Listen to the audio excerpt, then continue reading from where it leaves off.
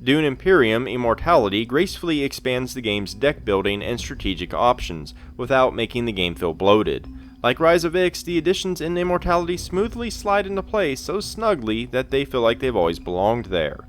Immortality expands the deck building side of Dune Imperium, and while it does add additional Imperium cards to the core content, it also brings new but simple mechanics to further emphasize the points it seeks to enhance. The Tleilaxu research board and track grant additional strategic pursuits, alongside a new Telilaxu deck to further expand your options when acquiring cards. Some new cards can be grafted onto others when you play them, giving you more bang for your buck, at the cost of using up 2 cards for one play, which could impact your reveal phase.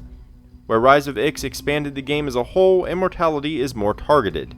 You won't find new leaders in this expansion, for example. Instead, Immortality improves upon the card play and overall flexibility of the game. Immortality works great with just the base game, or alongside Rise of Ix. Dune Imperium Immortality expands on the core game's content with new Imperium and Intrigue cards, as well as a few new cards for House Hegel for solo play. They match the quality of existing cards and look great. Immortality comes with a couple of board additions, one small overlay to replace the research station space, and the Tleilaxu board that sits alongside the main board. You also get a few new disc tokens to be used on the board that match existing ones. The new board may look confusing at first glance, but much like rest of Dune's mechanisms, everything falls into place quickly. There's a handy reference guide on the back of the rulebook for ease of use, and the rulebook itself cleanly addresses each new addition in a digestible manner, and one that doesn't drag on too long. Other games could learn a lot from Dune Imperium's rulebooks. The new 18-card Tleilaxu deck uses some new iconography, but largely follows the same cohesive principles of the Imperium cards, despite being kept separate. To round things off, there's a new Family Atomics token for each player. Immortality follows the same visual design as the rest of the game, one that is both simplistic and aesthetically pleasing. The inexpensive price of Immortality definitely showcases the benefits of that approach, as the expansion offers a significant amount of game-enhancing depth without gouging your pockets for doing so. The new Tleilaxu board has 2 parts. The top represents your relationship with the Tleilaxu. Fundamentally, you can treat them as a new faction. However, rules-wise, they never actually interact as a faction. But much like the real factions, you can slowly move up their track, gaining benefits, including victory points as you do so. Instead of sending agents directly to them, you simply move up whenever you activate the scarab symbol in any way. The rest of the board makes up the research track. You can move along the various pathways of the track whenever you activate a microscope symbol.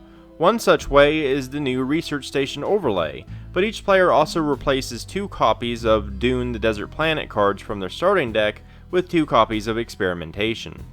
The starter deck cards aren't exactly exciting, so the mere presence of the new Experimentation cards instantly offers you a bit more flexibility. Anytime you reach various spaces of the research track, you gain whatever rewards are listed, including the new green cube symbols that represent specimens, which allow you to purchase cards from the new Tleilaxu row. The Tleilaxu board grants the entire table some new strategic options. The prospect of those 2 victory points is enticing, especially since they can't be stolen like alliances, but it takes a commitment to earn them. The research track and specimens offer even more flexibility and put some pressure on you about how to use your experimentation cards. I like that the new additions don't actually add any new board spaces for agents to occupy.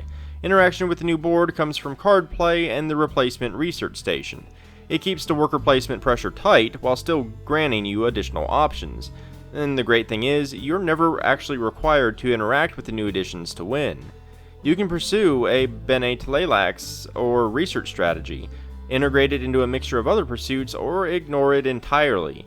If you ignore it and another player pursues it, it means they won't be as strong in other ventures that you can capitalize on. Dune Imperium is largely about striking a tight balance of how best to use your cards, agents, and resources. Immortality simply adds more options to that balance without tilting it in any one direction. The brilliance once again lies in the tightness of the gameplay, where every action you take has pros and cons, and the challenge is working it in a way that benefits your own personal plans and strategies. The Telilaxu cards are kept in their own row. Reclaimed Forces is always available, and 2 other cards are placed face up at any given time.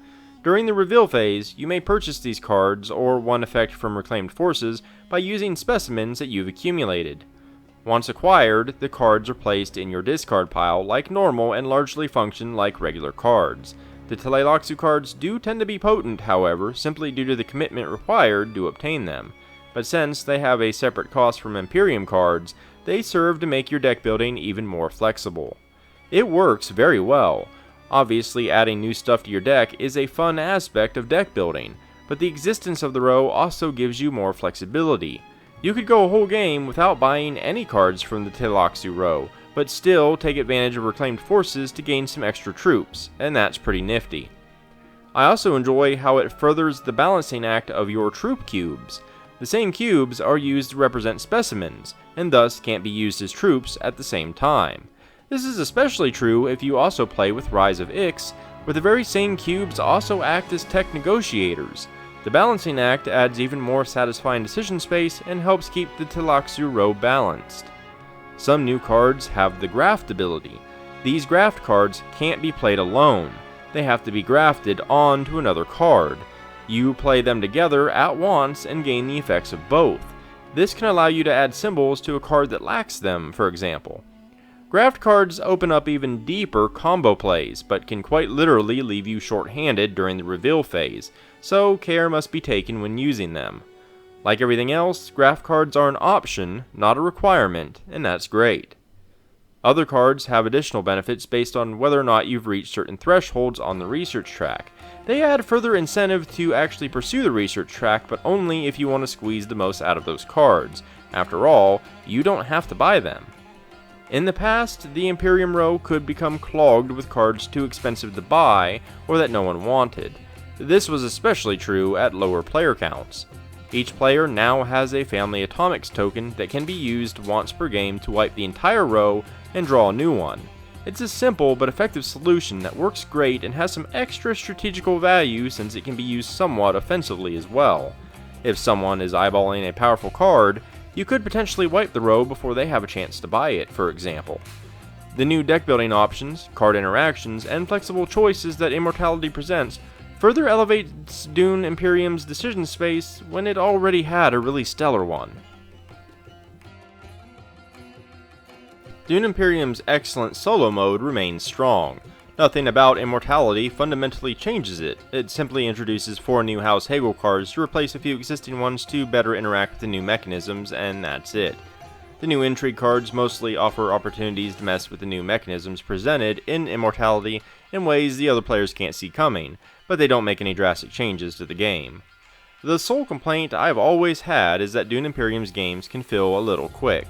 With Immortality, it can actually feel a little quicker, especially when combined with Rise of Ix.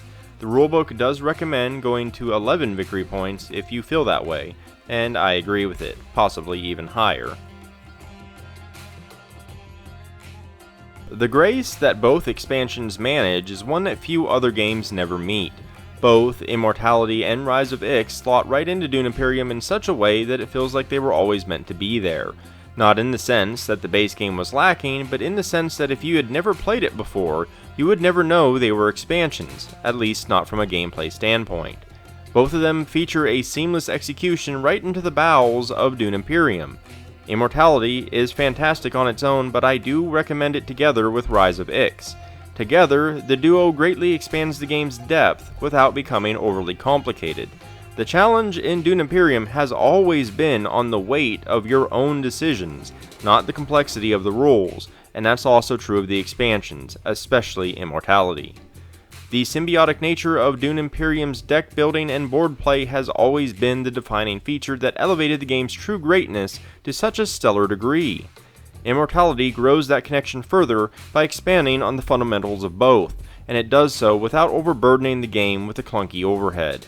Dune Imperium and Rise of Ix both received my Golden Shield Award, and now Immortality has claimed its rightful place alongside them.